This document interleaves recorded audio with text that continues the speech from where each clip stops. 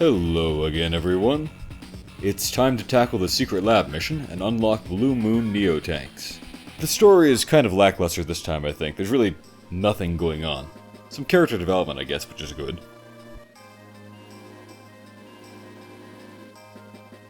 I wonder if the word mercenary is some kind of mistranslation, maybe. I feel like I've seen it in a couple of Japanese games where it doesn't make any literal sense to refer to the troops being insulted as mercenaries.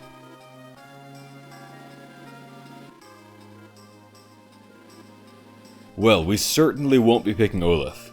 He is, as I mentioned before, the worst of the Blue Moon COs. It feels kind of weird to be picking Colin before we actually have him introduced as a character, but he's definitely the best choice, all the time. And that's just kind of the nature of this campaign where we can do missions in any order that you want. Colin is a wildly overpowered CO, although in the campaign, he's not really that impressive. He's just kind of the best of the also not impressive Blue Moon campaign COs. Story-wise, I'm not even sure if this is really Lash or just some kind of automated system that they just represented with Lash's head or something. Shows the story is really not the focus on this chapter. Anyway, Colin's deal is that he's inexperienced but rich. Somehow or other that makes his units cheaper. Maybe he pays for them out of the family fortune or something. He doesn't have much personality other than that and being fond of being in the Blue Moon Army. So basically he buys troops at only 80% of normal price. They have full power defenses, and their offensive power is only 90% of standard. That is a nuisance, but it's really not that bad. Clearly, buying units for 20% off and having them be more than 90% as effective as normal is a pretty good deal. On top of that, he has a really cheap CO power. Cheap in both senses. It costs only 2 stars, so as inexpensive as things get.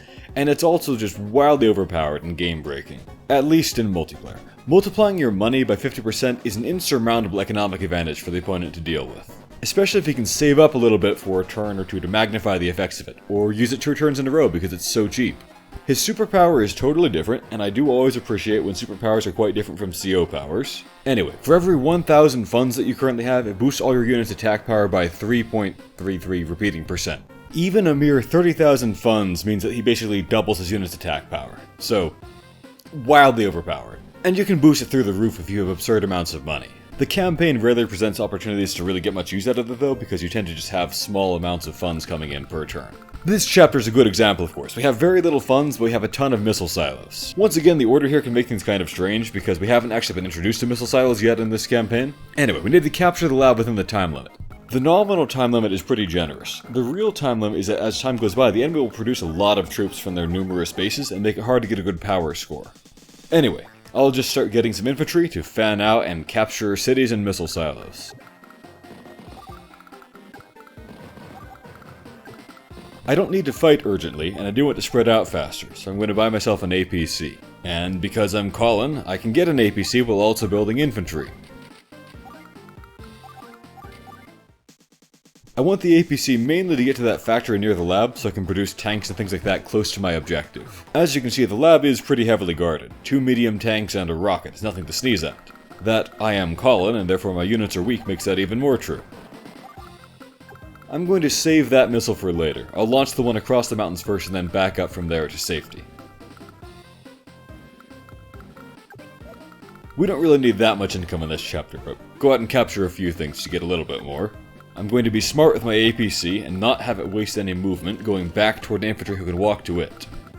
I'm going to want a lot of infantry on this map. They make really good shields in the left choke point area, so they're very beneficial for the technique score, depending on how the AI acts. I really want to stall Lash in that narrow area that you might have seen near the airport. Lash will have a pretty hefty amount of money coming in soon. She has a lot of cities she can capture. So you want to win before she's sending a lot of units at you.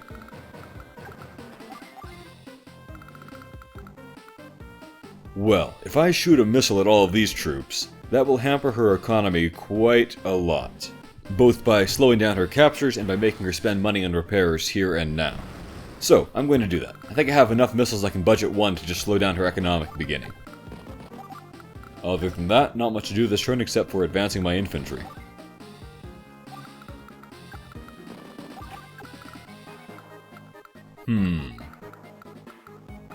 I think it's most efficient to have my APC drop off here and then go back to pick up another person on a future turn.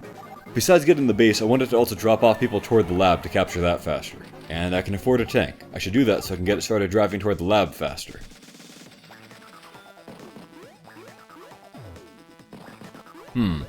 Her chosen capture route is really not very intelligent, but whatever. That recon's not too worrisome. Occasionally she opens with an artillery early on, which can be a problem for getting to the airport. Speaking of which, she neglected to move her tank to anywhere that could interrupt the capture. That's the best possible outcome. If she does start threatening you, just do a join capture. That's the best approach here. I think I'll conserve most of the rest of my missiles. There's really no hurry on most of them. Just don't neglect to build enough infantry to launch enough of them at a time when you need to.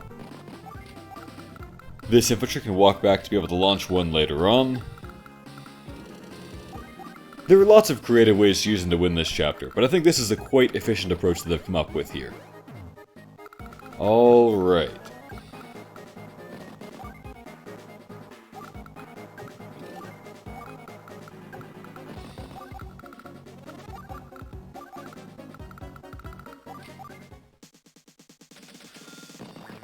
So my plan basically is to launch a bunch of missiles at the MD tanks at about the same time, reducing them to 1 HP, and then have several tanks drive in and finish them off before they can join together or get repaired.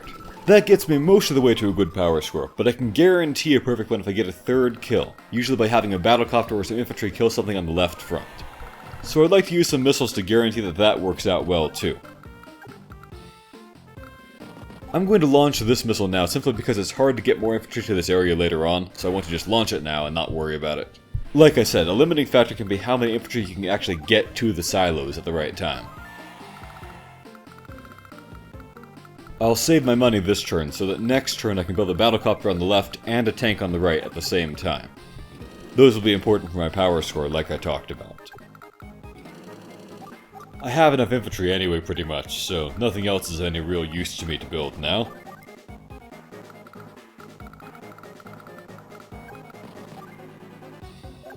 Guess I'll position these infantry around here where they can go back and reach those missiles when I need them.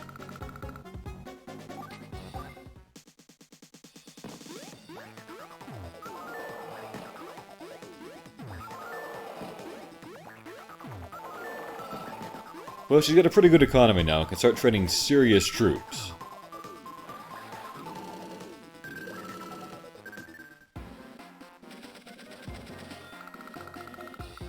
She does have an anti-air, which could be a real nuisance at the airport. But it's not there yet, so you snooze you lose, Lash. I've got my battlecopter and she can't really do anything about that.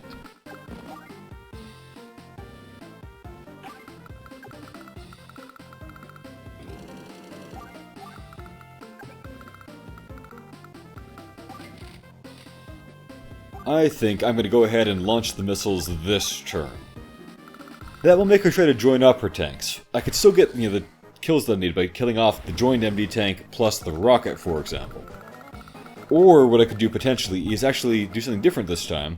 Leave the MD tanks at 4 HP each and put some kind of bait unit like an APC in range. I think that will work pretty well. I could bait her into a foolish and pointless attack against an APC, and then hit them with another missile a turn after that, and then double tank them. I'm just considering whether there's any way this strategy can fail, because it's a new one and I haven't tested it like this before. Yeah, I think it could work. I'm going to give it a try. So I'll launch just enough missiles to reduce them to 4 HP and no more.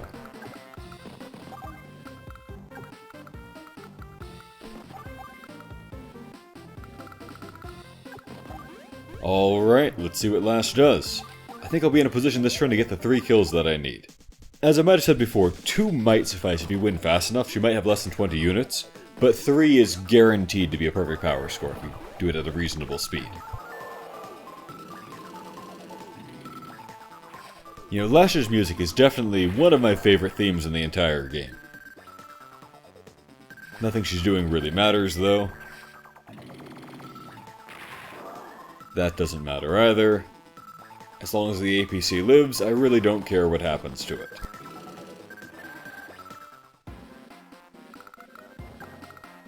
Let me check what my damage would be. 12%. Okay, therefore if I reduce them to 1 HP with another missile, then it becomes a guaranteed kill.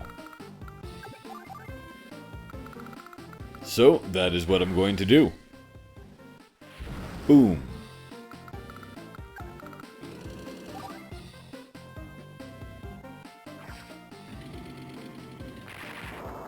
One MD tank down.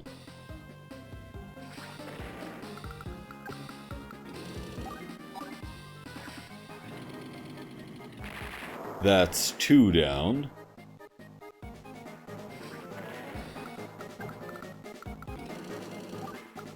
Now, over on the west side I want to get a third kill. For that, I think I need to use some missiles to weaken something enough for a battlecopter to take it down. Recons are one of those units that battlecopters are much less effective against than tanks are. A lot of units they do the exact same damage, but recons tanks are way stronger than battlecopters at tearing up. But one more missile will make it a guaranteed kill, so that's what I'm going to do.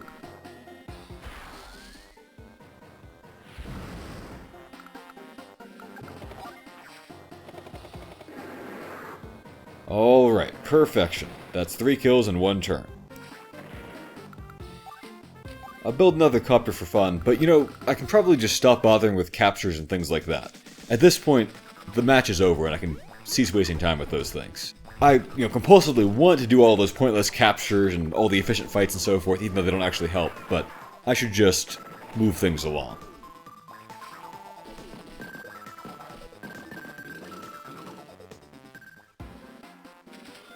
Note that labs don't repair units, as you can see here. Sometimes if you're a turn later, you need to use your tanks and whatnot to wall for your infantry for a turn to keep the Lash infantry at bay. Not a problem this time, though. Okay, so I'm 1 turn from winning no matter what she does at this point. I want to make sure I stay at 0 casualties, mostly just for honor's sake.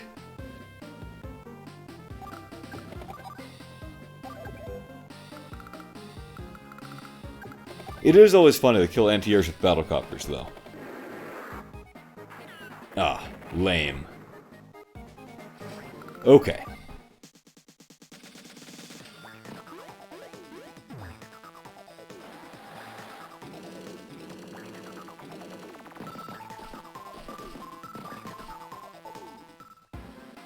Well, pretty fast win there. Almost the fastest that's possible.